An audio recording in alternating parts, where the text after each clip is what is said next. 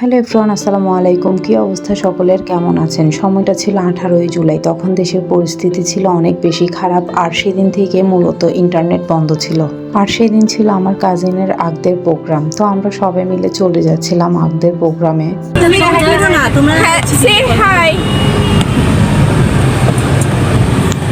কোথায় ভিউটা কোথায়?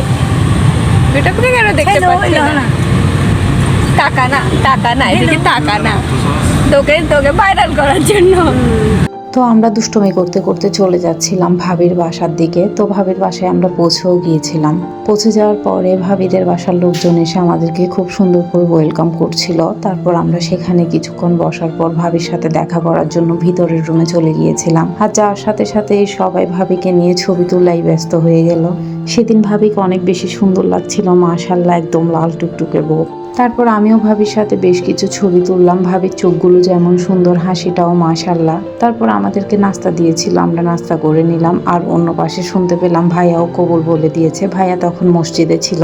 আর ওই দিন ছিল ফ্রাইডে, জুমার পরে ভাইয়ার আগদ পড়ানো হয়েছিল। আর এ পাশে ভাবিও কবুল বলেছিল। তারপর ভাবিকে দুধ খাইয়ে দিয়েছিল ভাবির ছোট ফুফি। এটা মেবি চট্টগ্রামের কোন একটা রিচুয়াল। তারপর আমরা চলে যাচ্ছিলাম আগদের প্রোগ্রাম যেখানে অ্যারেঞ্জ করা হয়েছিল সেখানে।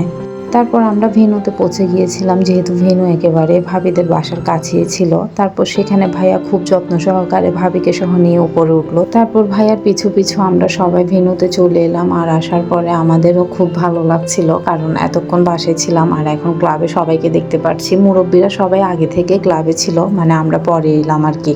ক্লাবে ঢুকতে না ঢুকতে মাহিন আমাদেরকে হাই দিচ্ছিল আর বলতেছে, তোমাদেরকে রেখে দেখো, আমরা খেয়ে ফেলতেছি। তারপর মাহিনের সাথে একটু দুষ্টুমি করার পর আমরাও ক্লাবের ভিতরে চলে গিয়েছিলাম, সবাইকে দেখতেছিলাম, যেহেতু মেহমানরা আগে থেকে ক্লাবে চলে এসেছিল। তারপর এখানে আসার পরে জুতি আপু, লাভলি আপু, বিউটি আপু, ওরা সবাই মিলে ফটোশুট করতেছিল। তারপর আমরাও করেছিলাম। আসলে আমার কাছে অনেকগুলো ক্লিপ নাই, কারণ মাঝে আমার ফোন নষ্ট হয়ে গিয়েছিল। ফোন থেকে অনেকগুলো ভিডিও চলে গিয়েছে, যার কারণে সবকিছু এখানে অ্যাড করতে পারলাম না। যা আছে তা দিয়ে ভিডিওটা মূলত মেক করলাম। ওই দিন ভাইয়া হাঁটু গেড়ে বসে ভাবিকে ফুল দিয়েছিল, ওই মোমেন্টটা অনেক বেশি সুইট ছিল। তারপর খাওয়া দাওয়ার পালা, আমরা সবাই মিলে খাওয়া দাওয়া করেছিলাম। আর এদিকে ভাইয়া আর ভাবি একসাথে বসেছিল, ভাবিকে ভাইয়াও খাইয়ে দিয়েছিল, কিন্তু ওই ক্লিপগুলো আমার কাছে আসলে নাই। তারপর ক্লাবে আমরা বেশ কিছুক্ষণ ছিলাম। সেখান থেকে ভাইয়াকে সহ নিয়ে ভাবিদের বাসায় আবার গিয়েছিলাম। আর সেখানে ভাইয়ার শালা শালিরা মিলে ভাইয়ার জন্য গেট ধরেছিল।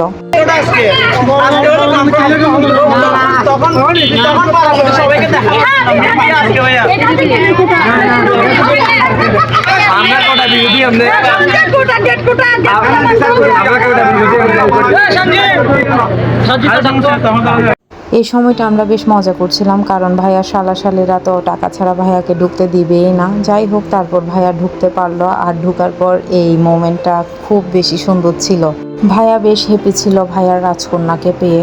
তারপর ভাইয়া ভাবিকে চেন পরিয়ে দিচ্ছিল, ভাবিকে বেশ সুন্দর লাগছিল মাশাআল্লাহ। যেহেতু বিকালের সময় হয়ে গিয়েছিল, সবাই চা খেতে চাচ্ছিল, আর এ পাশে ভাবি সবাইকে চা দিচ্ছিল। তারপর প্রোগ্রাম শেষে বাসায় আসার পালা। আর আমার আজকের ভিডিওটা এই পর্যন্তই। আল্লাহ হাফেজ।